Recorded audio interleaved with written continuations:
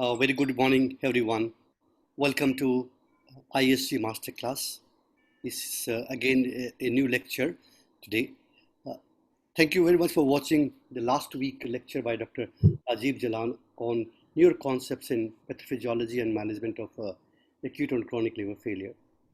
We had a lot of feedback and a lot of people appreciated the new insight into pathophysiology and management of ACLF. It was really delightful to listen to Dr. Jalan. Thank you, Dr. Jalan, for your kind consent to speak to us on newer concepts. Today we have another very important topic, which is a day-to-day practice. That how do we approach a patient who comes to us with belching, hiccups, or proctalgia? These topics are important for the point of clinical practice, but these topics are hardly discussed in clinical medicine. After one trains during DMDNB or so, these topics are hardly discussed. Not even the major conferences. These topics are generally neglected, and we believe that we know much about it. But there are a lot more to know about these common conditions, so that we make a good diagnosis and we provide effective therapy to our patients suffering from these disorders. And for this, we have a wonderful speaker today, Dr. Amit Dutta. Amit Dutta is a professor of gastroenterology at Crystal Medical College in Vellore. Amit is one of the very refined speaker. Whatever topic you give him, he prepares so well, and then the way he speaks and highlights the important point is worth our praise. Dr. Amit also is one of the coordinators of our task force, the ISG task force on dyspepsia, and there are a lot of work being. Few thoughts are going about dyspepsia, which Amit is looking after. To moderate the session, we have again very eminent person, or I would say personality of Indian gastroenterology, Dr. Philip Abraham, and we all regard him as like one of our mentors in gastroenterology. Dr. Abraham had been editor of Indian Journal of Gastroenterology. He had been the president of ISG some time back. He is a STEAM teacher. He worked as in KM Hospital in Mumbai, and then he moved to Hinduja Hospital. Presently, he heads Department of Gastroenterology at Hinduja Hospital. Welcome, Dr. Amit and Dr. Abraham. Dr. Saraswat, please take over, and then we go to lecture 2 by Dr. Amit Dutta. Thank you, Dr. Govind. Good morning to all our viewers and all the participants in this, the 21st edition of the ISG Masterclass. Well, it's over 3 months now since the ISG Masterclass has been with all of you, and we have been really overwhelmed by your participation and continued loyalty to this platform. In a way, I would say we are happy that we have set a trend in starting webinars and teaching, academic teaching in gastroenterology on the net, because now we can see there is a whole lot of similar sessions happening. We have the INASL doing their webinars on workshops on research methodology. Well, the NASH set of meetings is happening. A couple of endoscopy workshops live are expected in the first and the second week of August. So now a lot of things are happening, and that's why I'm particularly grateful to all of you who have continued to participate and to support the ISG Masterclass. And we are probably one of the most popular platforms that is there.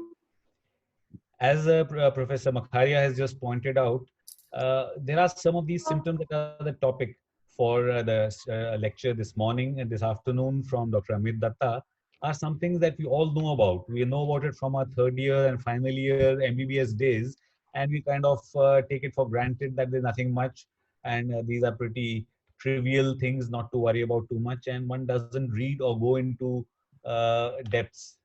And actually, when confronted with such problems, we find that we do not really have a very logical, rational approach. And that's what we look forward to getting from Professor Amit Dutta. Amit, as Govind has been at pains to point out, is a speaker we all look forward to hearing because of his lucid and clear vision of the topic given to him. And also, I think we have had a few interactions. He's also an examiner that you need to watch out for when you're giving your exam, your DM and DNB people. And I guess whenever probably he's going to update us about the status of the West Indies and England match that's going on, because he's a regular cricket fan. So with those few words, I welcome you, Amit, and please deliver your talk to the audience this afternoon.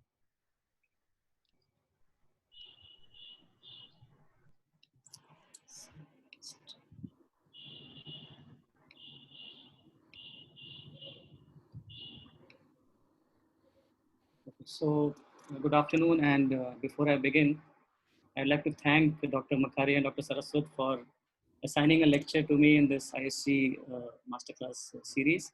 And I also thank Dr. Philip Abraham for being the moderator for this session. So the topic for today's talk is approach to some common GI symptoms, and the symptoms that I'll be discussing are belching, Proctalgia, Fugax, and Hiccoughs. And as has been said, that these are somewhat ignored areas of gastroenterology. When you look at the literature, there's not much of work done on pathophysiology or management, but nonetheless, these are important symptoms. They can have significant impact on a patient's quality of life, and we need to be aware how to approach, evaluate, and manage these patients. Okay? So I'll begin with belching. So under normal circumstances, GI tract has about 150 to 200 ml of gas, okay, of which stomach and small intestine have about 10 to 20 ml each. The colon has rest of the gas. So in stomach, the gas is mostly from the air which we swallow, while in the colon, it's mainly from the effect of bacteria on the nutrients in the other parts. So the three main symptoms related to GI tract gas are bloating, flatulence, and belching, of which we will be discussing belching. Okay. So this is the definition of belching. Belching is basically it's escape of air from the esophagus or the stomach, which is usually audible. So we can hear the noise when somebody belches. So if the air escapes from esophagus, then it is called supragastric belching.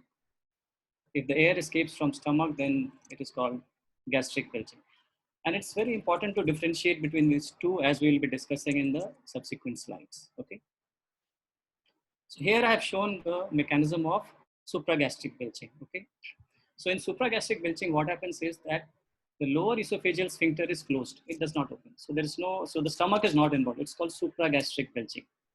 The lower esophageal sphincter is closed, and then the diaphragm contracts. So when the diaphragm contracts with a closed lower esophageal sphincter, negative pressure is created in the esophagus. Okay. And then when the upper esophageal sphincter relaxes, and because of the negative pressure in the esophagus, air from atmosphere rushes into the esophagus. It goes all the way down up to the lower esophageal sphincter, but it can't go down any further. Okay, and then this air is expelled out through the esophagus, upper esophageal sphincter into the atmosphere. So just to run through it again, with a closed lower esophageal sphincter, the diaphragm contracts, creating a negative pressure in the esophagus, which leads to air entering the esophagus all the way up to lower esophageal sphincter. And then the air is expelled out through the esophagus, through the oral cavity into the atmosphere. Okay. Now, impedance studies have played a very important role in understanding the mechanisms of belching disorders. So here is an impedance tracing from esophagus. This is the upper region, the mid region, and the lower region. And we know that when there is air in the lumen, impedance goes up. Okay, so as you can see, this is a tracing from a patient with supragastric belching, and the impedance has gone up first in the upper lead, whereas it's okay in the lower and the middle. Then progressively, as the air goes into the mid esophagus, the impedance rises, and the impedance finally rises in the lower esophagus. And as the air is expelled out, the impedance first becomes normal in lower part, then in mid part, then in upper. So the flow of air is from upper to the lower, and then back from lower to upper into the atmosphere. Okay, so that's a mechanism. There's another smaller mechanism in a small group of patients where the patient forces the air in the esophagus by pressing the tongue. Okay, but this is the common mechanism. Okay, now supragastric belching is actually a behavioral phenomenon. Very important to remember. It is a behavioral phenomenon. The patient is doing it actively, okay?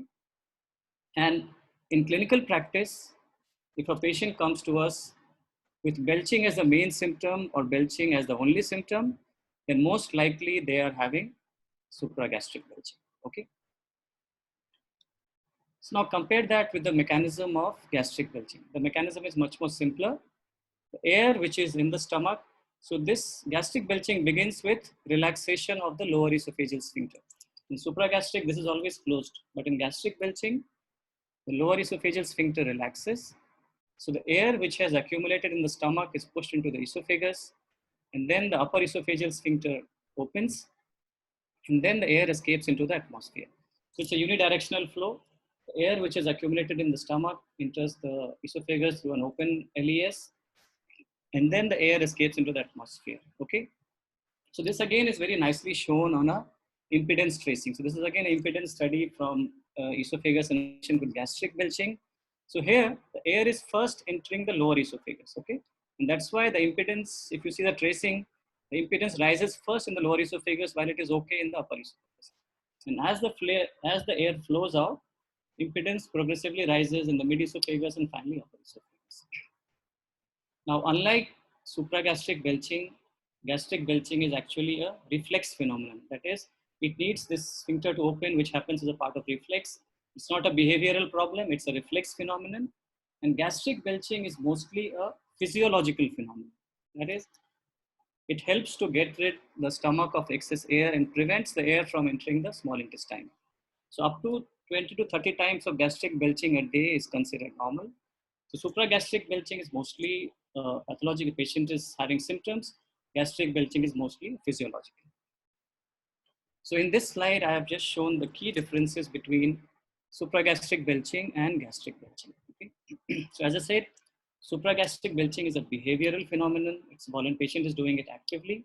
And sometimes the frequency can be as high as 20 to 30 times per minute.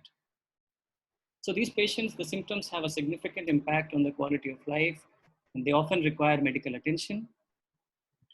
In a small group of patients, supragastric belching may be associated with GERD, and this is again important to remember because in these patients, treating GERD may lead to a relief of symptom. Okay. For gastric belching, as I said, it's a reflex phenomenon. It's often physiological.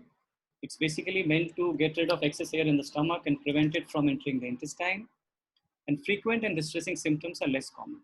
So in clinical practice, when somebody comes to us with gastric belching, most often they are also having some other GI condition like a dyspepsia, GERD or IBS, and belching is one of the symptoms. Whereas if somebody comes to us with belching as the main symptom, somebody is belching very frequently, then they are most likely having supragastric belching. Okay. So with this, I move on to the clinical evaluation. So whenever we see a patient in a clinic with belching as the main symptom, we need to explore the symptoms further. So we need to ask how many months or how many years the patient is having symptom from, what is the frequency per minute or per hour, what are the exacerbating and relieving factors. So for example, in supragastric belching, the frequency can be quite high. When the patient is stressed or when the patient or somebody is paying attention to the symptoms can worsen. While if the patient is asleep, the symptoms may subside. When they're distracted, again, the symptoms may subside. Okay. So the duration, frequency, exacerbating and relieving factors are important to inquire about, and how the symptoms have affected the patient's social life, workplace, etc. Because this will have a bearing on the therapeutic decisions which we will make. Okay. And as I said that these conditions coexist with other GI conditions, so we should ask about GERD, dyspepsia, IBS, etc. And again, psychiatric symptoms like stress, anxiety, and all, they can really worsen the symptoms of belching, or sometimes they may be the cause of those symptoms. And therefore, it's important to look for psychiatric symptoms. If somebody has alarm features like weight loss, dysphagia, vomiting, then that patient we need to invest. So that history is important because then we may have to evaluate for organic conditions. Another history to ask for is for drug intake, surgery, smoking, etc. And finally, examination, general examination, abdominal examination. Okay. And it may be sometimes useful to observe the belching. So for example, when the patient is talking to you and explaining about the symptom, the frequency may be down. But when you are observing the patient in examination, the frequency may be high. which again suggests that patient is having supragastric belching. So observation of belching may also be useful. So moving on to investigations. So now for belching disorders, in most instances, diagnosis can be made based on a good clinical evaluation. So that is, you do not require investigations in most patients with belching disorders. And although impedance study, as I showed, is very good, it is considered as the gold standard for diagnosis. It is not required in routine clinical practice. Maybe sometimes when there is a difficulty to distinguish between the supragastric or gastric belching, or if there is a diagnostic dilemma, there we can use. Otherwise, it's mainly for maybe research purpose. And also if somebody is doing a therapy trial for therapy, then you can assess the response objectively using impedance study. Okay. Investigations are required if the patient has alarm symptoms, as I say, like dysphagia, weight loss, etc. Then you may need to do endoscopy or imaging. Otherwise, in most cases, clinical evaluation is sufficient to reach a diagnosis. So this is the Rome criteria for belching disorder. So it says very clearly that the symptom has to be bothersome, severe enough to impact on the usual activities. And the belching can be from esophagus, which is supragastric belching. It can be from stomach, which is gastric belching. It should be more than 3 days a week. Criteria fulfilled for 3 months and onset at least 6 months before diagnosis. But for clinical purpose, we go more by symptom than by this criteria. Okay, if somebody has symptoms affecting somebody's quality of life, we have to manage the patient. So before I discuss about management, just want to summarize what I have said. So belching is basically an audible escape of air from the stomach or esophagus. In supragastric belching, air escapes from esophagus. In gastric belching, air escapes from stomach. Supragastric belching is a behavioral problem. Patient is actively doing it. Belching is quite frequent. When you pay attention, the symptoms worsen. When the patient is distracted or patient is sleeping, the symptoms will resolve. Okay. Whereas in gastric belching, it's mostly a physiological phenomenon to get rid of the air which is accumulated in the stomach. Okay. And often when somebody has gastric belching as a symptom, they also have other GI conditions like dyspepsia, GERD, IBS, etc. For diagnosis, good clinical evaluation is sufficient. Impedance study is not required in routine clinical practice. And investigations are required if a patient has alarm features. Okay. Now for management, I'll first discuss on supragastric belching, which is a more common clinical problem. Okay. Now, obviously, as I said, it's a behavioral problem, but we can't tell the patient that you are actively doing it, you should try to stop doing it, because that may be counterproductive. Okay, so we should empathize with the patient, the symptom that patient is experiencing, acknowledge the impact of symptoms on patient's quality of life. Okay, and we should explain to the patient as to what is going on. Maybe you can use a paper and pen and draw it out and show what's going on, and reassure the patient about the benign nature of this condition. Okay, and as supragastric belching is a behavioral phenomenon, okay, so the therapies are mainly aimed at correcting this altered behavior. Okay, so the behavior therapies are the main. The pharmacotherapy at the best is an adjunct to therapy. Okay, and if the patient has any associated conditions like GERD, dyspepsia, IBS, that needs to be treated. If there are psychiatric symptoms, they also have to be managed. Okay, and then there are certain dietary measures. Again, evidence for them may not be very strong, but these measures reduce the amount of air which enters the upper GI tract. So which includes avoiding chewing gum, avoiding carbonated beverages, avoiding smoking. So these may be useful measures to tell the patients. Okay. So acknowledging the symptoms, explaining about the benign nature, behavioral therapy, treating any associated conditions, and dietary measures. These are the main principles of management. So among the behavior therapy, the three therapies which have been used are speech therapy, cognitive behavior therapy, and diaphragmatic breathing. Okay, these are the main ones. Baclofen, which is a pharmacological agent, has a very limited role. As I said, because they also have side effects and they don't have much efficacy, so they can be considered as an adjunct to therapy. Now, the only exception being a GERD related belching. If somebody has belching because of reflux disorder, then in that patient, the PPI may be very effective, and this is something maybe the primary therapy. Otherwise, behavioral therapies are the main therapy. So the limited on the efficacy of this therapy, the literature on the efficacy of this therapy is quite limited. And here I've shown the important studies for each of them. So for diaphragmatic breathing, there was a study from Singapore, which had 36 patients, 15 underwent diaphragmatic breathing training and 60% responded, but none of the patients in the other group responded, okay? And for speech therapy, the largest study is from Netherlands, which is a retrospective study where they had 48 patients and 83% showed significant improvement. For cognitive behavior therapy, there was a study from UK where they had 31 patients, of which all of them underwent cognitive behavior therapy and 16 showed good amount of improvement. Okay. For baclofen, as we know, is a GABA agonist. It has multiple mechanisms of action, including increasing LES pressure, reducing the number of DLESR, reducing the frequency of swallowing. But how it helps in belching disorder is not very clear, but still in a study from Belgium, it was shown to be beneficial. In fact, baclofen is beneficial both for supragastric belching as well as for gastric belching. Okay, so now these are the therapies, but for a speech therapy or a cognitive behavior therapy, you need trained therapists, you need experts who are trained in treating belching disorders, and this may not be available in many centers, okay? Then what do we do when we see a patient with supragastric belching and we don't have specialists with, for speech therapy or cognitive behavior therapy?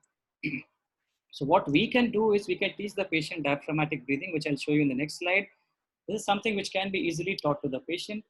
Even in this cognitive behavior therapy study from UK, the behavioral component was actually diaphragmatic breathing. So from two of these three studies, diaphragmatic breathing was shown to be quite effective, okay? So this is how we can tell a patient about diaphragmatic breathing. Now this can be done both in sitting and supine position. Here I have shown how to explain doing it in a supine position. So the patient lies in a supine position. Ask him to place one hand on the chest and one hand on the abdominal wall, okay? And the patient should breathe with the mouth open, okay? Inhale slowly and breathe out slowly, okay? Then again give a little bit of a gap, okay? So when the patient is breathing, the hand on the abdomen should be moving. So it should be fully abdominal breathing. The hand on the chest should not move. That is the key thing, okay? So breathing slowly with mouth open, only in the hand on abdomen should move. The hand on chest should not move, okay? The trial from Singapore, which I mentioned in the previous slide, there they told the patients to do it for 5 minutes, 3 times a day, but I'm sure we can modify it to whatever is convenient. So this is something which we can tell if you don't have specialists in speech therapy or cognitive behavior therapy, and this has been shown to be quite effective, at least in 50 to 60% of patients. Now moving on to gastric belching, as I said, for gastric belching, isolated gastric belching is seldom a clinical problem, okay? And therefore the data on pharmacotherapy is very limited and the treatment strategies are somewhat similar to supragastric belching. So you treat the associated conditions like GERD, dyspepsia, psychiatric symptoms, etc. Ask the patient to avoid, ask for some dietary measures like avoiding chewing gum, carbonated beverages, eating slowly and small swallows. Baclofen can be used for a short duration if required. Diaphragmatic breathing has also shown to be useful in small series in gastric belching as well. And there are some small reports of benefit from dimethicone and simethicone. Okay. Now, so far we are discussing about excessive belching, bothersome belching. I just want to mention about a couple of conditions where the patient may actually have difficulty in belching.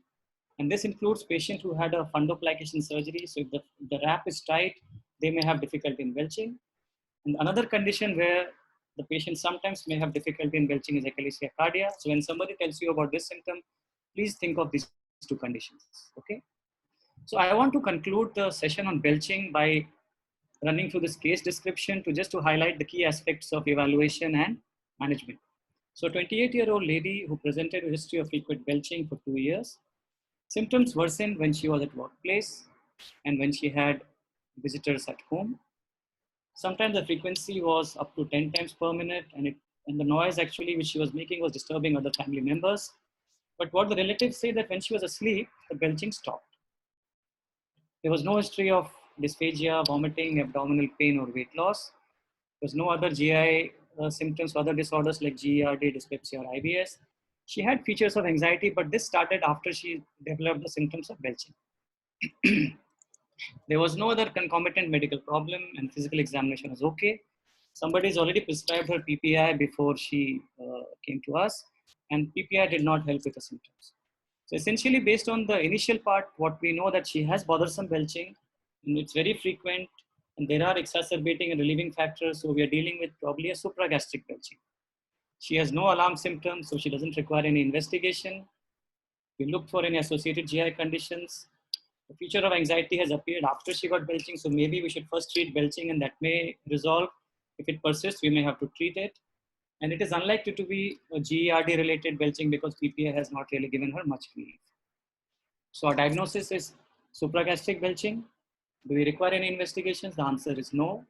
Treatment is reassure the patient, explain about what's going on, diet and lifestyle measures, diaphragmatic breathing. So again, for behavior therapy, if you have facilities for cognitive behavior therapy or speech therapy, you can refer the patient for them. Otherwise, diaphragmatic breathing may be something which you can teach the patient. And again, this patient is having bothersome symptoms, significant impact on quality of life. So while these therapies are taking effect, we can give her baclofen for a short course, okay? And another very important thing to remember is that we should have a follow-up plan for these patients, okay? Because we need to know how effective our therapy has been. Does the patient need further therapy? Is there a need of psychiatric consultation, okay? So with that, I'll move on to the next symptom, which is Proctalgia fugax. Now, the spectrum of conditions which cause chronic anorectal pain are divided into two groups, organic and functional. The list of conditions causing organic disorder is big. It includes anal fissure, hemorrhoids, IBD, malignancy, SRUS, abscess, urogynecological disorders, etc. Okay. Then among the functional disorders, we have these three main types: Levator-Ani syndrome, Proctalgia fugax, unspecified functional anorectal pain. So when we see a patient in our clinic who has chronic anorectal pain, first we need to make sure that there is no organic condition. We should investigate for an organic condition. If you don't find an organic condition, then you have to decide what type of functional disorder the patient is having. And here we'll be discussing about Proctalgia fugax. Okay. So Proctalgia fugax is basically patient experiences chronic intermittent pain in the anorectal region, and the patient is pain-free in between episodes. So each of this word is important. So pain is intermittent, but the symptom is chronic, lasting for many months to years. Okay, but the pain is intermittent. Pain is felt in the anorectal region, and in between the patient is fine. There's no pain in between episodes. Okay, no other symptoms. It was described more than 100 years ago. The data on epidemiology is quite limited, but available data suggests that it affects 6 to 18% of population. However, less than 20% of the patients seek medical advice. There was this one study from USA where they had looked at different GI disorders based on a questionnaire. Okay, and one of the disorders they had looked at was Proctalgia fugax. And in this study, they found that 6.6% patients had Proctalgia fugax, bit more common in females than in males. But among these patients, only about 8.4% said that they were unwell enough not to go to school or to work. Okay, so it appears that it is a common symptom, but a lot of patients are not seeking medical advice. Okay, and the usual age of presentation is 30 to 60 years. And as I told you, Proctalgia fugax is one of the types of functional anorectal pain, other conditions being Levator-Ani syndrome and unspecified functional anorectal pain. Pathophysiology of Proctalgia fugax is poorly understood. The main reason being that the episodes are so brief, they just last for a few minutes in most patients. So it's really difficult to study the pathophysiology. What is most likely is that the pain is because of the spasm of internal anal sphincter, okay? But what causes the spasm is not very clear. There have been suggestions about pudendal nerve dysfunction. Then there's this one interesting study on hereditary Proctalgia fugax. There are 2 to 3 families in England where this hereditary Proctalgia fugax was found. And in them, when they did the endoscopic ultrasound, they found that the internal anal sphincter muscle actually was hypertrophic. Okay. Now this hypertrophy of internal anal sphincter has not been found in the sporadic cases of Proctalgia fugax. Okay. And like in any functional GI disorders, this may be associated with stress and anxiety. Okay. So the studies on pathophysiology are very limited, and this is perhaps the most important study. This is a study from Germany which had looked at manometry, the anorectal manometry and endoscopic ultrasound finding in patients with Proctalgia fugax. So this study had 18 cases and 18 controls. The resting pressure was slightly higher in the cases, but it was still in the normal range. Then readings like squeeze pressure, sphincter relaxation during rectal distension, and rectal compliance, they were all similar. There was no difference. So when these patients had endoscopic ultrasound, there was no difference in the thickness of external or internal sphincter. So essentially, manometry and EUS did not really pick up anything abnormal when the patients did not have any symptoms. Interestingly, 2 patients had acute attack while they were taking part in the study. And in those patients, they found that the anal sphincter pressure went up. So obviously, it looks like the pain is because of the spasm of sphincter, but what is causing it is not clear. Okay, so moving on to the clinical features and evaluation. So again, we need to get into the details of symptoms as to how long, how many months or years the patient has had symptoms, what is the nature of pain, where is the pain felt exactly in a rectal region, is the patient pain-free in between episodes, how severe is the pain, is it uncomfortable or not disturbing too much, or is it unbearable, how long does the pain last, is it few seconds, few minutes. By cutoff, by definition, the pain in Proctalgia fugax cannot exceed 30 minutes. Okay. In some patients, they even identify a trigger factor like menstruation, stress, etc. But often no trigger factor is found. So again, we need to know the nature of pain, the severity of pain, how long the patient has had symptoms. When the patient gets pain, how long does the pain last? Are there any trigger factors? Because these are all going to have a bearing on management. Okay. And as I said, when you have chronic anorectal pain, then you need to also exclude organic conditions. So history like constipation, diarrhea, pain during defecation, bleeding PR, blood mixed stool, fever are all going to be helpful. So if somebody has pain during defecation, think about fissure. If there is blood mixed stool, you think about IBD or SRUS. Fever may point towards an abscess. So it's important to ask this history. Okay. And history for any coexisting illness, analgesic use, psychiatric symptoms, again, very important because they may either be trigger or they may worsen the symptom. Any past history of pelvic injury or pelvic surgery. Examination wise, general examination, abdominal, as for any patient with GI symptoms, which you will see. And one examination which is very important in patients with chronic anorectal pain is the perrectal examination. Okay. So I'm not going to go into the details of rectal examination, but from the perspective of a functional chronic anorectal pain, the one point in examination which we should look at is levator muscle tenderness. Okay, and how do we do it? So when the finger is in the rectum, the finger is facing towards the posterior wall, and puborectalis, which is a part of the levator ani muscle, you can feel the puborectalis as a ridge when you're palpating the posterior wall of rectum.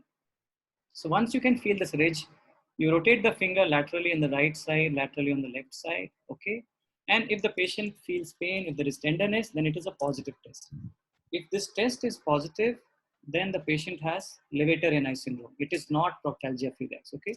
If you have tenderness on palpation of this puborectalis, then the patient has levator ani syndrome. If there is no tenderness, then if the pain is not lasting more than 30 minutes, then it is Proctalgia fugax. If the pain is lasting for more than 30 minutes, then it is unspecified functional anorectal pain. Okay, so very important to remember to do rectal examination in a patient who has chronic anorectal pain. Except for a patient with fissure, where he may not allow you, you may need examination under anesthesia in some patients, but otherwise, this is something which we should consider. Okay, investigation wise, the one investigation which is essential and which is probably sufficient in most instances is flexible sigmoidoscopy, because this helps us to examine the rectum and anal canal and rule out any organic condition. Okay, so flexible sigmoidoscopy is useful and probably the sufficient in most cases. Now in other situations, based on the symptoms which the patient has, like if somebody has fever, any urogynecological symptoms, or if the patient has refractory symptoms, there we may have to consider doing imaging of pelvis, which may be an ultrasound or MRI. Okay, and as I mentioned that the findings on anorectal manometry and endoscopic ultrasound are generally normal. So these are usually not recommended. So a good clinical evaluation and flexible sigmoidoscopy is actually sufficient in most instances. Okay. Now these are the Rome criteria, Rome 4 criteria for Proctalgia fugax. So it must include all the following. Patient has recurrent episodes of pain localized to the rectum. Pain is not related to defecation. The pain usually lasts from seconds to few minutes, but by definition, it should not go beyond 30 minutes. Okay. The patient is pain-free in between episodes, and we have to exclude other causes before making a diagnosis. Okay. So again, before I talk on the management, just to summarize, the spectrum of condition causing chronic anorectal pain are divided into organic conditions and functional disorders. So when we see a patient, we need to exclude an organic cause. Among the functional disorders, we have Levator eye syndrome, Proctalgia fugax, and unspecified anorectal pain. Okay. Now, Proctalgia fugax, the patient experiences intermittent pain in the anorectal region. Okay. And the pain usually lasts for few minutes. Maximum duration is 30 minutes. Okay. The patient is pain-free in between. The symptom may be mild to severe. Some patients may have trigger feature, but most patients do not have a trigger factor. Okay. Now, when we do a good clinical evaluation and a rectal examination, along with flexible sigmoidoscopy, is sufficient to reach a diagnosis in most cases, but sometimes, depending on symptoms, you may have to do imaging of the pelvis. Now, in terms of management, the frequency and severity of symptom, the duration of pain, okay? Like when the patient gets pain, how long is it lasting? Is it few seconds, few minutes, 10 minutes, 15 minutes is important. And does the patient have any associated psychiatric symptom? Because each of these factors are going to have an effect on our management decision, okay? So we begin the patient by explaining and reassuring about the benign nature of the condition, okay? Now these are the therapies which have been tried, and as you can see that for most of them, the evidence is basically from case series and case reports. The only randomized control trial is for salbutamol. Now salbutamol was found in a small trial of 16 patients to reduce the duration of pain. I found this on the web for case reports, only randomized control trial. So basically what they found in this particular trial is that in this one, only patients who had pain which was lasting for more than 15 to 20 minutes did this have a benefit. Otherwise, it was not beneficial in patients with smaller duration, shorter duration of pain. As I said, in clinical practice, most patients, the pain is actually of brief duration. So the therapy which is most commonly used are these vasodilators. Okay, now these vasodilators can be used topically, like topical nitroglycerin, topical nifedipine, or tablet form of nifedipine or diltiazem. And I would say maybe topical form may be preferable as they may have lesser systemic side effects. Okay. Now things like hot water bath can be quite effective, but again, if somebody, the symptom is of a short duration, you may not have enough time to arrange for a hot water bath. Okay. So most cases, these are the vasodilators are the treatment of choice because they are, they can be used for shorter duration symptoms. And the mechanism in almost all of them is by reducing the spasm of the sphincter. Okay. In patients where the symptoms are not responding, we can consider things like botulinum toxin injection or a pudendal nerve block. Okay, so this is a suggested approach. If you see a patient who is having infrequent symptoms, like once in 3 months, once in 4 months, and the episode is lasting say for 2 minutes or 3 minutes, okay, if the pain is very mild, then all the patient requires is reassurance and explanation, no therapy is required. However, even in this situation, if the pain is significant, then the patient can use a topical therapy like nifedipine or nitroglycerin. Okay. However, if the symptoms are frequent and the symptoms are prolonged, then we'll have to think of therapy like salbutamol, which can be used PRN. And if the symptom is happening very frequently, let's say twice a week or thrice a week, then you can use it regularly. Here again, vasodilators can be used topically or in the tablet form. Hot water bath is another option. And if there are any associated psychiatric symptoms, antidepressants may be helpful. So with these, most patients can be managed. Sometimes if symptoms are not responding, then we have to consider options like botulinum toxin injection or a pudendal nerve block. So the final slide for proctalgia. So if this is an approach to a patient. So if you see a patient who's got chronic rectal pain, okay, you need to take a good history examination, including a rectal examination, and flexible sigmoidoscopy is important. And sometimes based on the symptoms, you may require imaging of the pelvis, okay? If we find an organic cause, then we manage that accordingly. If organic cause is not found, then we have to consider one of these three disorders, okay? So here again, the duration of pain and the levator muscle tenderness on rectal examination is going to be helpful. So if somebody has levator muscle tenderness on examination, then it is levator ani syndrome. If there is no tenderness and the symptom is lasting for less than 30 minutes, then it's likely to be Proctalgia fugax. If there is no tenderness and symptom is more than 30 minutes, then it is unspecified functional anorectal. So I think I'll pause here and we can take some questions.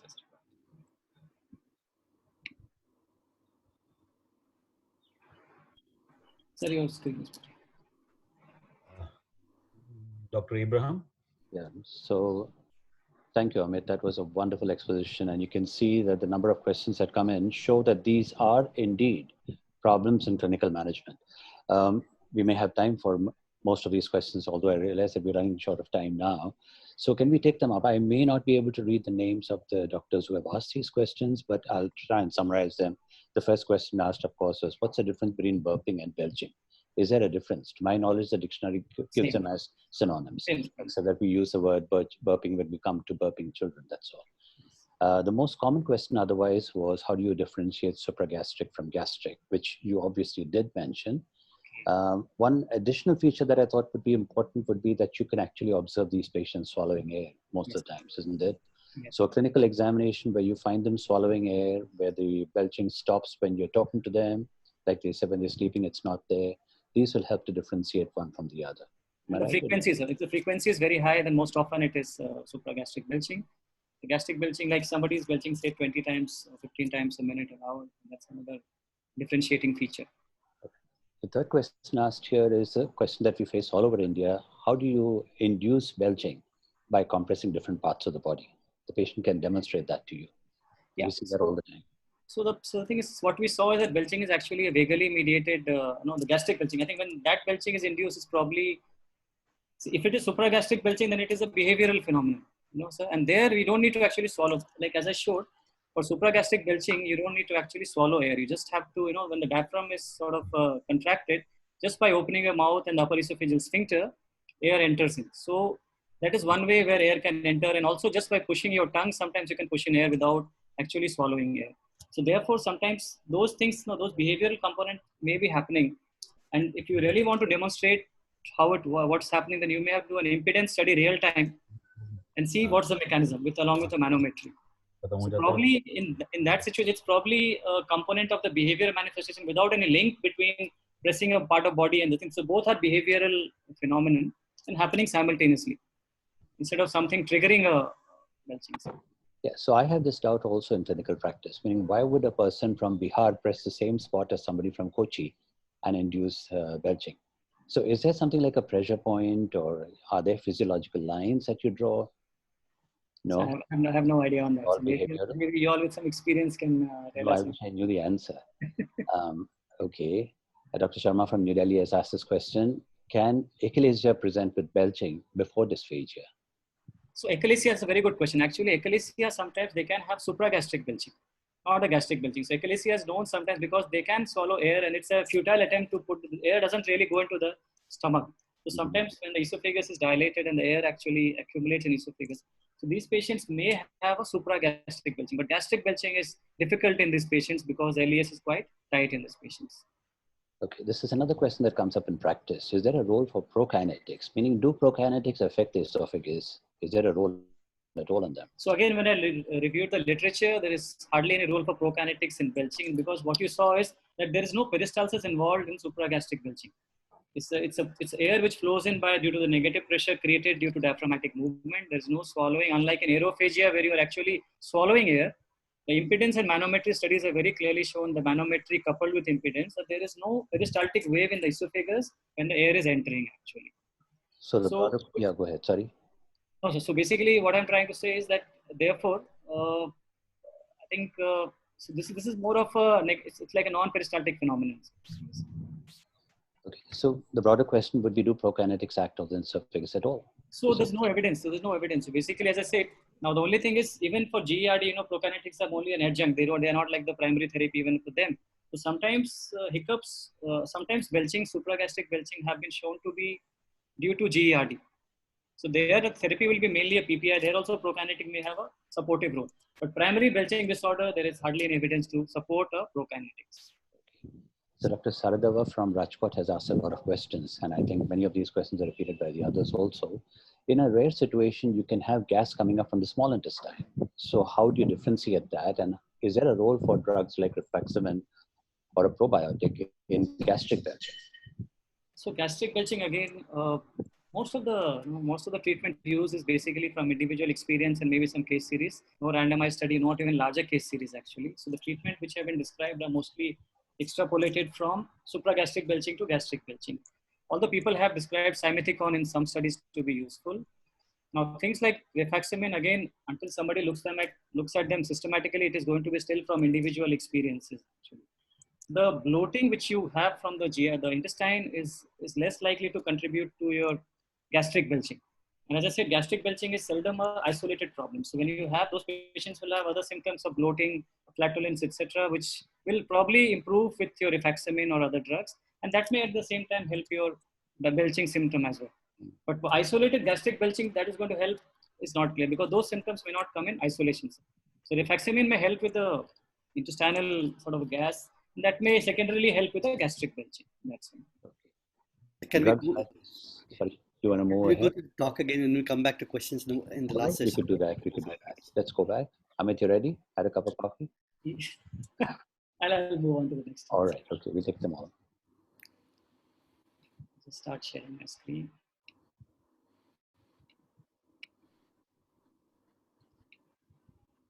Okay, so moving on to the last topic of my presentation, which is hiccups. Okay. So basically, hiccups is there is involuntary contraction of diaphragm. Okay, and due to the involuntary contraction of diaphragm, the air enters the respiratory tract, and this inflow of air is suddenly interrupted by closure of the epiglottis. So this closure of epiglottis is what makes a hic sound. Okay.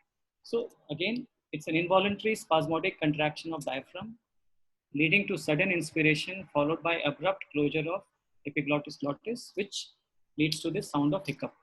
Now, all of us experience hiccups once in a while. So these transient self-limiting hiccups are very common and they don't require evaluation or any medical therapy.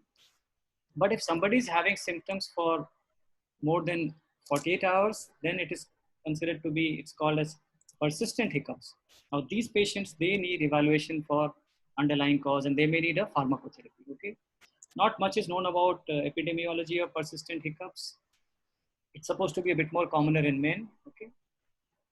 So hiccups is a reflex phenomenon, and here I have shown the reflex pathway, which includes the afferent pathway, the central processing region, and the efferent pathway. Afferent pathway includes the phrenic nerve, vagus nerve, and sympathetic nerve. Central pathway has both brain and brainstem. The exact location is not clear, but some region in medulla is supposed to be important. Okay, and the efferent pathway is the motor nerve fiber to diaphragm and intercostal muscle. So since the pathway involves a lot of structures, like for example, if you see the vagus and sympathetic, now they supply a lot of structures in the thoracic cavity, in the abdominal cavity, which includes cardiovascular, respiratory, GI, kidney, liver, etc. And then there is a central processing region. So abnormality or abnormal stimulus arising from any of these structures can lead to hiccup. And therefore, it's not surprising that the number of conditions which can cause hiccups is actually very big. So again, I've shown a lot of causes in the slides, but this list is not exhaustive, okay? So a lot of GI causes like GERD, hiatus hernia, malignancy, peptic ulcer disease, pancreatitis, diaphragmatic lesions, etc. can all cause hiccups. Even when we are doing endoscopy, when we inflate the lumen of esophagus or stomach, that can lead to hiccup. So a lot of GI conditions can cause hiccups. Then you have CNS conditions like vascular infection, etc. A lot of cardiac and pulmonary conditions can cause hiccups. Toxic metabolic, another important cause, very important to remember. In patients who are hospitalized and then they develop hiccups after hospitalization, these may be important factors to consider like hyponatremia, hypokalemia, renal failure, etc. Okay, ENT causes. Drugs are another important cause, especially in elderly and patients who are on chemotherapeutic drugs like carboplatin. Steroids like dexamethasone again have been shown to be cause of hiccups. And there are other conditions like psychogenic, postoperative, etc. In a small group of patients, we cannot find a cause and they are considered as having idiopathic hiccup. Okay. So again, the list of causes is big, but it's important to be aware of them. And as gastroenterologists, we may be called in to look for GI causes of hiccups, and GI causes are also important. This was a study from France where they had 184 patients with persistent hiccups, and in about 26% of them, they found a lesion in GI tract, which when treated, led to resolution of symptoms. So again, GI tract is not that there are many others. In fact, GI may not be the only condition causing hiccup, but they are an important cause, and it's important to remember the conditions causing hiccups. Okay. So in terms of evaluation, again, we need to ask the patient about how long the patient, so if it is more than 48 hours, which is persistent hiccups, then it needs evaluation, how the symptom is impacting the patient in terms of eating, speech, sleep disturbance, exhaustion, etc. Then as a disorder in different organ systems can cause hiccups, we need to ask history for different organ systems like CNS, pulmonary, GI, cardio, etc. Okay, asking for history of coexisting malignancy, drug intake, psychiatric symptoms. Again, a thorough examination is required, which is both general and systemic, to see if there are any localized findings in any of the organ systems. Okay, so clinical evaluation again is very, very important. And in terms of investigations, now investigations are required in patients who are having persistent symptom. That is, the hiccups are lasting for more than 48 hours. Okay, and we begin with simple tests like electrolytes, creatinine, LFT, chest X-ray, and ECG, and we manage them accordingly, whatever we find. And then based on our clinical evaluation, if the patient has any localizing symptom, like if the patient has some neurological symptom, we should evaluate the CNS. If the patient has any GI symptom, then we should evaluate the GI tract. So if there are GI symptoms, we need to do upper GI endoscopy and maybe abdominal imaging and further test as required. Okay. If there are no localizing symptoms, then we may have to sequentially examine different organ systems, maybe starting from brain and then different systems till we find a cause. Okay. So because the list of conditions causing hiccups is very big, clinical history examination is very important. Investigations also, first they should be tailored to any localized symptoms. If there are no localizing symptom, we need to really evaluate systems systematically. Okay. So in terms of management, these are the main principles of management. The most important is you treat the underlying cause. Now, while you are treating the underlying cause, because the patient is having symptoms, he may need some symptom relief, and this can be done by non-pharmacological or pharmacological measures. For transient hiccup, which we all experience once in a while, this is sufficient. But for persistent hiccups, pharmacological therapies are often required. Invasive procedures are seldom required for hiccups. Okay. So the non-pharmacological therapy, basically, these are aimed at breaking the reflex pathway, which can be by stimulating the nasopharynx or esophagus, stimulating the vagus, interrupting the respiratory cycles. And I'm sure most of us would have tried one of these maneuvers, and there are many more maneuvers which I have not put in the slide. These are again helpful for patients with transient symptoms. They can also be tried in patients with persistent symptoms, but in persistent symptoms, pharmacotherapy is often required. Okay. So for pharmacotherapy, the three main medications which have been used are baclofen, metoclopramide, and gabapentin. Okay. Now, all these drugs, of the three drugs, two drugs were shown to be effective in randomized control trial, although this RCT had about 15 patients in the drug group, 15 in placebo. This RCT had 17 patients in the drug, 17 in placebo. So really small randomized control trials. But the evidence from randomized control trials and systematic review of available literature shows that these agents are effective in 70 to 80% of cases. Okay. Other drug which is used is gabapentin. Okay. Now, what we must remember about baclofen, metoclopramide, gabapentin is that these drugs have potential serious side effects, okay, and they can't be used for long term. So usually they are used for 5 to 10 days, hoping that by this time the underlying cause would have got treated and the patient would have recovered.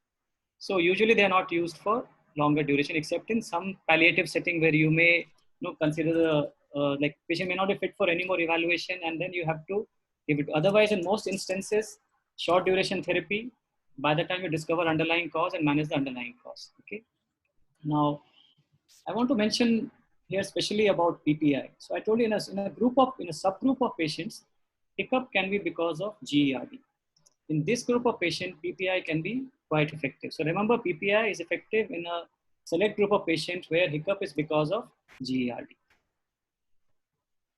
If patients who are not responding, they are considered to have refractory hiccups. In them, other things like acupuncture, implanted vagus stimulator, phrenic nerve block, these all have been tried. But again, for acupuncture, there are some trials from China, but a Cochrane review said that the study were not of very good quality and you can't draw any strong conclusions. For the vagus stimulator and phrenic nerve block, we only have a case series, and this can be done at specialized centers, but only reserved for patients whose symptoms have not responded to your pharmacotherapy. And if after treating the underlying cause, there's no response, or if underlying cause cannot be treated. Okay. So this is the approach to a patient who has persistent hiccups. Okay. So good history and examination is very important. And then we begin with simple tests like electrolytes, creatinine, ECG, chest X-ray. If based on a history and examination, the patient has any localizing features, then we evaluate those organs. Like if someone has neurological symptoms, CNS, GI symptoms, GI evaluation. If there are no localizing features, then you sequentially examine different organ systems. Once you have found a cause, you treat the underlying cause.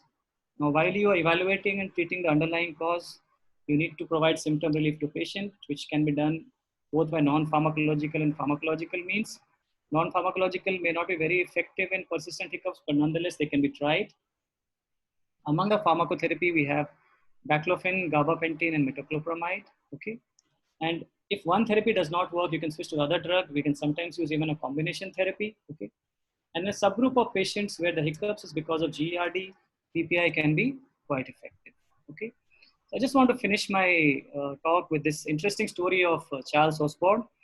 So this was an American who in 1922, when he was 29 years old, he fell down while he was weighing a pig.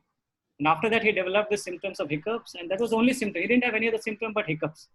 And he continued to have hiccups for about 20 times per minute. So it was estimated that in his lifetime, he had more than 400 million time hiccups. And for this, he entered the Guinness Book of World Record. And all this while he held a variety of jobs, married twice, he had 8 children. Okay. He went to a lot of doctors in USA, but none of them could get him rid of his symptoms. And so he used to suppress the noise of hiccups by breathing between the hiccups. This was taught to him by physicians at the Mayo Clinic. Okay. And he lived up to the age of 97 years. He died in 1991. And interestingly, 1 year before he passed away, his hiccups on their own, they stopped. Okay. So with that, I come to the end of my talk, and we'll go on to the questions next. Are you? Yes, some questions. Amit, you have some questions? Shall I put the first question, sir, now, and then we go to discussion? Yes, please. Yes, Let's do that, yeah. So I have 3 questions. This is the first question. So Belching disorders, as I said, are of 2 types. So in clinical practice, as I said, differentiation of supragastric from gastric belching is important. Now, how do you, so these are the 4 choices. Now in clinical practice, differentiation of supragastric from gastric belching can be usually achieved based on symptoms, requires esophageal impedance study, requires high resolution esophageal manometry, or differentiation has limited clinical benefit. So we'll wait for the response and we can take some other questions in the meanwhile.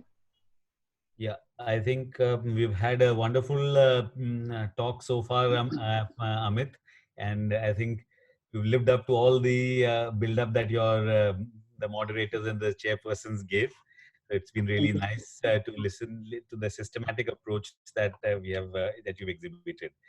I think a large number of questions, about 75, 80 questions have already come in. So Dr. Abraham dealt with some of them related to the first part of your talk, that was the belching. I'll try and cover some questions that have come up related to the Proctalgia Fugax. Professor Jung Dilavari from Chandigarh, he wants to know what is the mechanism of the levator-Ni syndrome. And in the same context, Dr. Sandeep from Pathankot has asked what exactly is the treatment for the levator-Ni syndrome.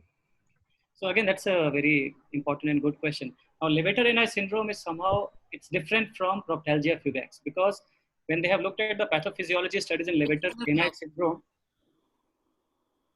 when they have looked at the pathophysiology in patients who have levator-Ni syndrome, they are actually found to have some dyssynergia, some spasm of the levator muscle, unlike the patients with Proctalgia fugax. Okay, so they may have a dyssynergic defecation actually. Okay, but again, the exact pathophysiology is not known, but there is some dyssynergia in those patients, and there is levator muscle spasm. Now, in terms of management, again, unlike Proctalgia fugax, in levator ani, the symptom is lasts for more than 30 minutes in many instances. And sometimes the patient may have persistent rather than intermittent pain. So the pain can be persistent, the pain can be long duration. So in those patients, actually, behavioral therapy have been shown to be more beneficial than pharmacotherapy. And this includes a biofeedback therapy. Some people have even tried rectal massage of the puborectalis muscle when you palpate them for rectal examination, or even electrical stimulation. But among them, the biofeedback therapy is the one which has shown a lot of benefit. Then things like antidepressants can also help, like amitriptyline has also been tried. Some people have even tried diazepam. But therapy is quite distinct from therapy for Proctalgia fugax. We have an answer to the first question, Amit. You can see. Okay, so yeah, that's quite good. That means most people have at least understood that it can be usually achieved based on symptoms. We don't need to do any impedance or manometry study. And differentiation is important because the management of supragastric belching is, behavior therapy is the main management in that condition. Now, can I put my second question now, sir? Yes, please.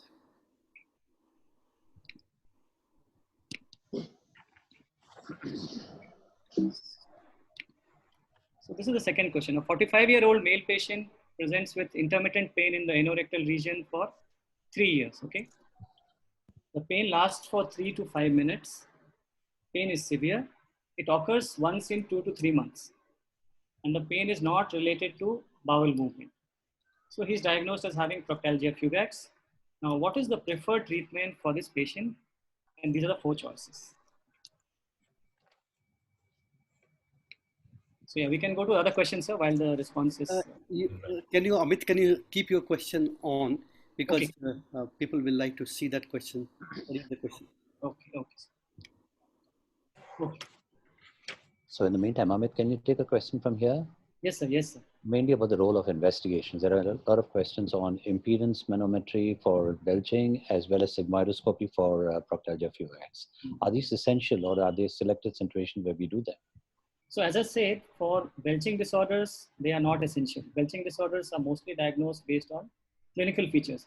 Or sometimes when you want to really distinguish between the supragastric and gastric and things are not very clear, you can do it. Or sometimes when there is, like you have given therapy to a patient, you want to assess response to follow up, especially in a clinical trial setting. But in clinical setting, otherwise for belching disorders, impedance and manometry studies are not required. So diagnostic dilemma, differentiating between the two, if clinically it's not possible, or in a clinical trial setting. These are the few places where you'll need.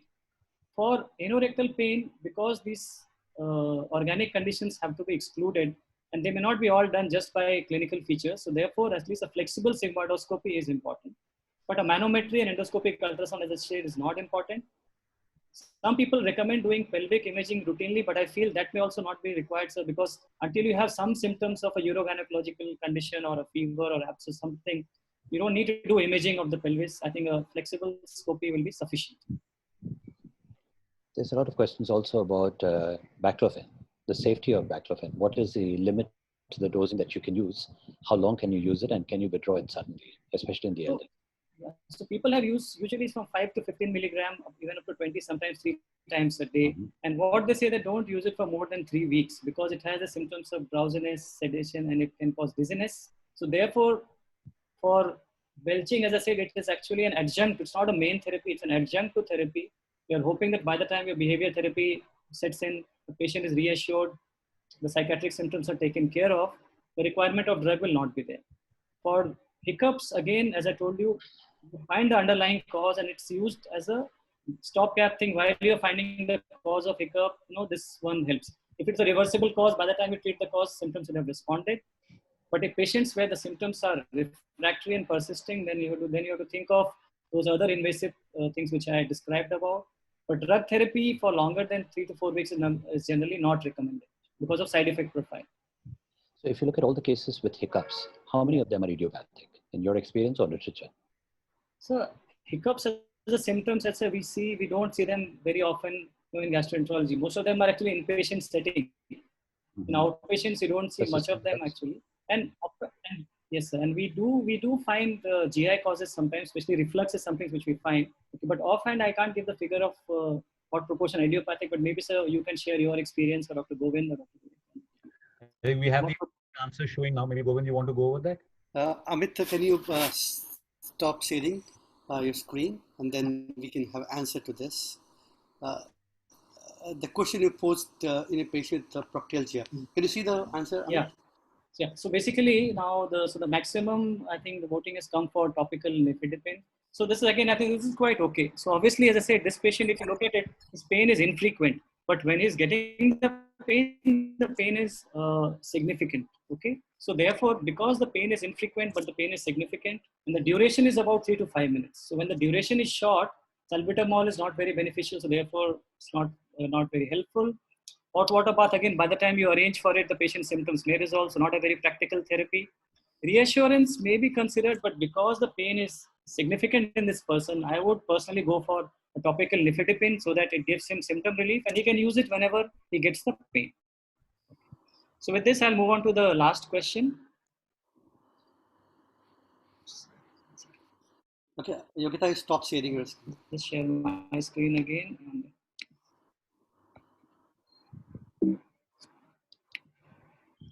So 70-year-old male patient with metastatic pancreatic cancer and on palliative care, not on chemotherapy. Based on palliative care, he develops hiccups. Okay. Now the symptoms appeared 3 days ago, and he is unable to eat and he feels exhausted. Okay. Blood tests are showing that blood sugars are okay, creatinine, electrolytes, LFT are all right. Okay. So patient is started on baclofen and his symptoms improve. He's able to now eat. Okay. So what is the next step in evaluation? So you have 4 choices, and so which is the one which you will prefer to evaluate this patient?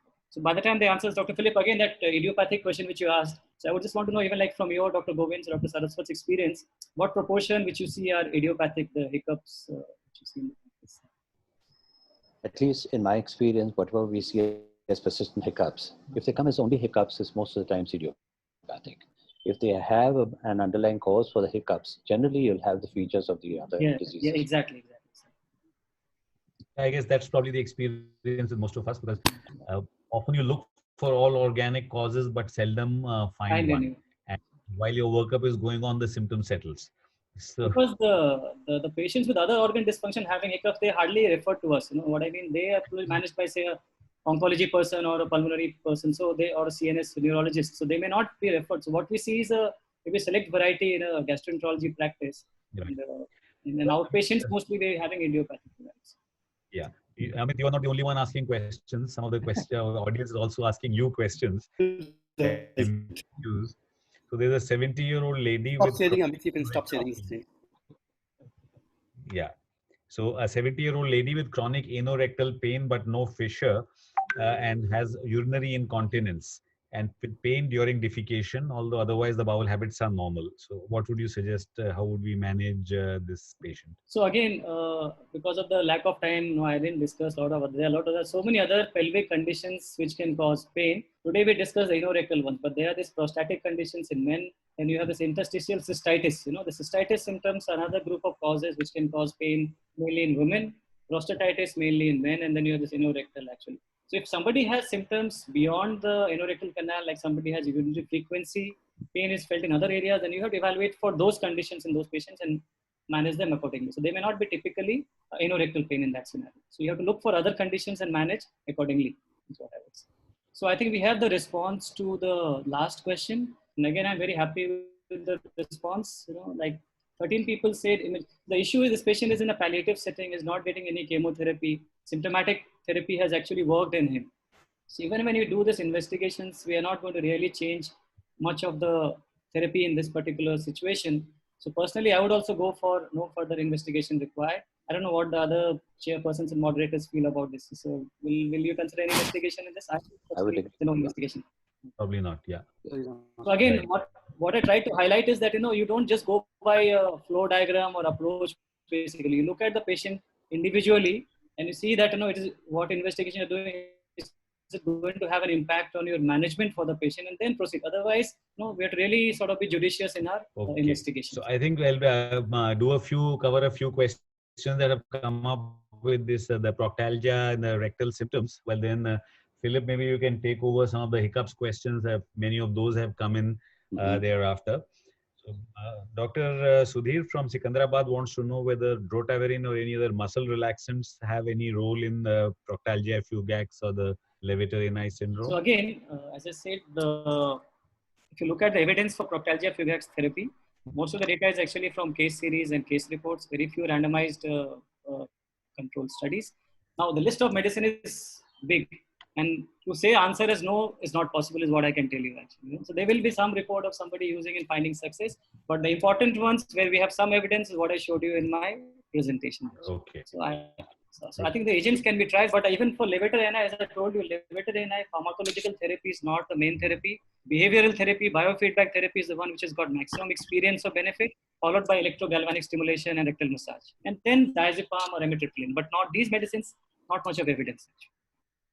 Right. Regarding topical therapy for Proctalgia Fugax, Dr. Gopal from Mangalore wanted to know whether people can develop tolerance to things like nitroglycerine or dilzem and nifedipine, and if so, for how long is it proper to continue using these medications? So as I said, that Proctalgia usually in most patients the symptoms are like they happen once in a month or once in 2 months actually. So you don't need to use the medicine every day. It's basically these are PRN medications. You use them when the patient requires them. Most often that's not a concern. Otherwise, you have to sometimes switch therapy. Okay, if that's a concern, or you can use other measures, as I said, like a sitz bath and all can also be helpful. But most often in practical situation, because the symptoms are infrequent, this is not a concern. Things like dizziness and headache and all can still happen when they get it, but that will be whenever they're using it for the symptom relief. Right. Dr. Akash Shukla from Bombay wants to know how would you differentiate between a patient with Proctalgia Fugax and say the myofascial syndrome? So myofascial syndrome, actually it's a term which was used earlier, but now we don't find much of it. Probably it is now merged into this unspecified anorectal pain. But in myofascial pain is a condition where actually you find multiple tender points. So when you do a rectal examination, you'll find multiple tender points in the levator muscle or myofascial pain syndrome. Okay, but there again, the literature for how to manage them is not very clear. It's like the amount of at least literature you have for Proctalgia and levator is much more. Myofascial pain, now people don't talk, even the Rome Foundation doesn't talk of that as a separate entity. Probably it's merged with I may be wrong, but it looks like that's merged with the unspecified pain. But specifically in that particular condition, they are known to have multiple tender points. So there again, therapy is mainly biofeedback is what they say. And antidepressants and all may help in that situation. Okay.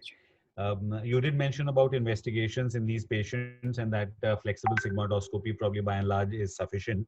But Dr. Usha from Chennai wanted to know whether in persons with persistent anorectal pain, the possibility of small abscesses can't be ruled out, and should an MRI pelvis be done for this consideration? So as I said in my presentation that the thing is, if somebody has, say, an abscess in the pelvic area, probably he'll have a persistent pain.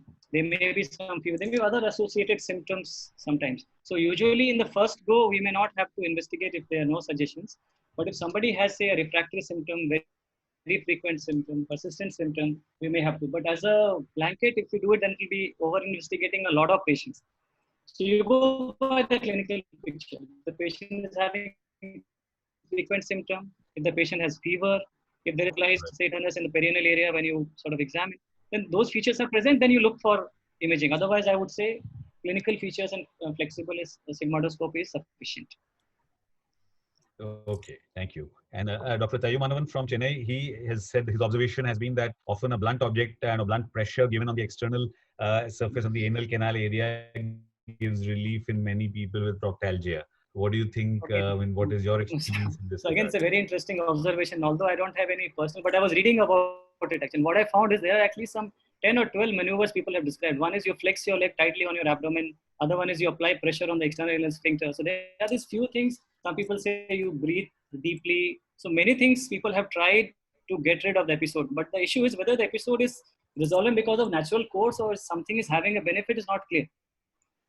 These episodes anyway subside, but these things have been mentioned, but we can't scientifically vouch for them. But patients can use them. Same like transient hiccups, we use so many things we can use for them. If it works for you, it's good. Yeah, exactly. Right. Okay. Okay. I think maybe Philip, you would have some questions lined up for the Yes, probably COVID Hiccoughs. will have to tell us when we should stop. But there is one that's not a question, it's a comment from Dr. Pradeep Agarwal from Dehradun. He says, and you must hear this, Amit, super exposition of a most neglected topic.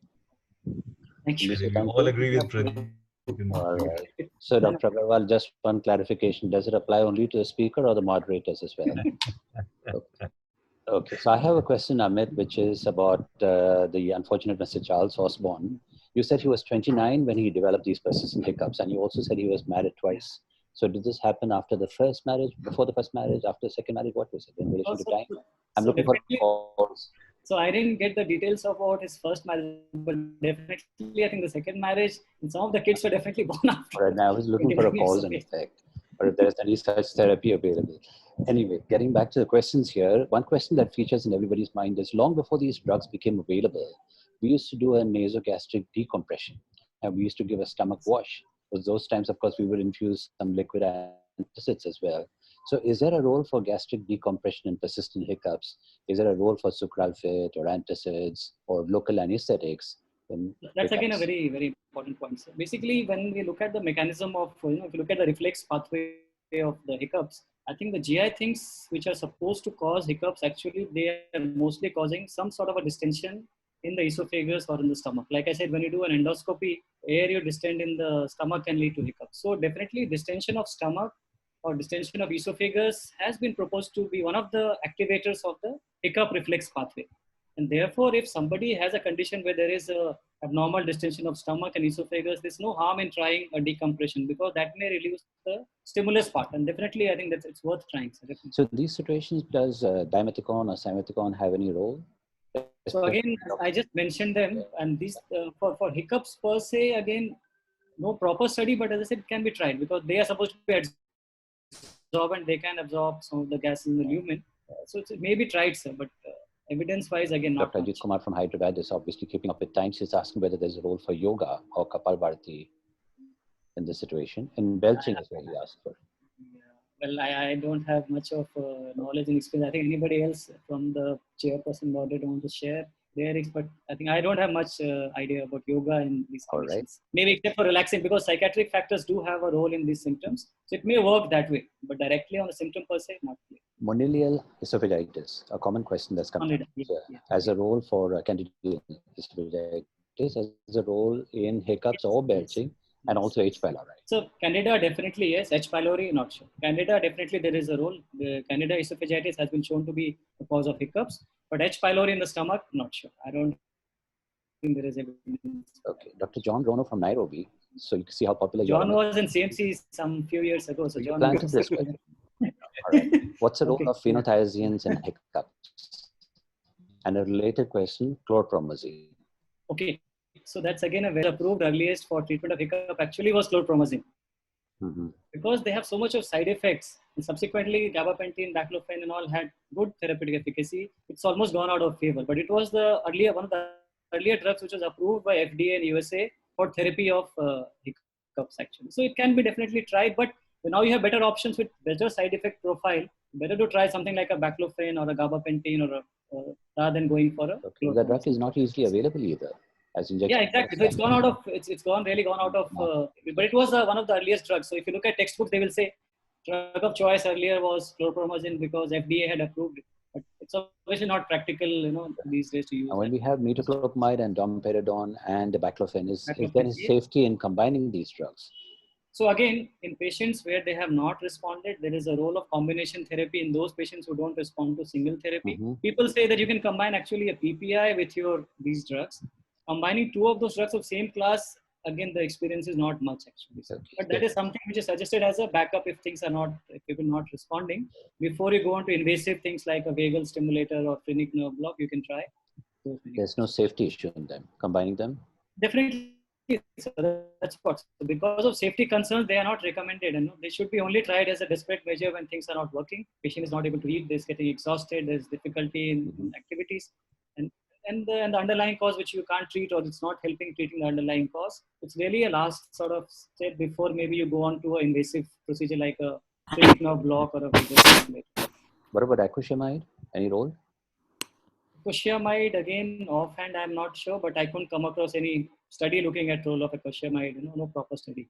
But again, by looking at the mechanism, I think it should reduce the distensions. It may be having a role, but offhand, from literature point, I really can't comment. Okay. Dr. Abhishek Mufkalwar from Hyderabad has asked a question. Any role of rectal massage in intractable hiccups? As I told you, there are multiple maneuvers, and I have again no idea about this part. There are multiple maneuvers for hiccups, but those maneuver which I told you, they are just trying to break the reflex pathway. Okay, and there are so many maneuvers basically aiming at breaking the stimulus from vagus or sympathetic system. Okay, but they work mainly for transient hiccups. Persistent hiccups, they may not be very effective.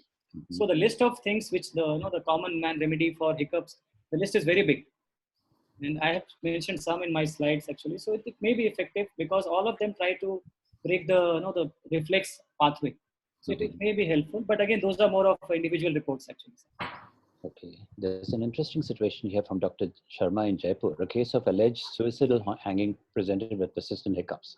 What could be the cause and treatment? Meaning, are we talking about local traumatic situation? So this is more likely to be a brain, I guess. The most likely the situation is going to be a brain hypoxia related issue in the brain, because CNS causes are actually very important causes of hiccups. The GI tract, again, if something in the upper airway or in the thoracic is stimulating the vagus, that's a different question. But more likely in this scenario will be a neurological cause than a local cause. Okay, Dr. Makari, we have over 125 questions. We obviously won't be able to finish all of them. And my apologies to all those who asked questions in that we couldn't mention the names because the same question has been asked by 4 or 5 people. But we respect all the questions that you have set. And it's really good to know that people have so much interest in a topic which doesn't find coverage in conferences generally. Amit, you've done a good job.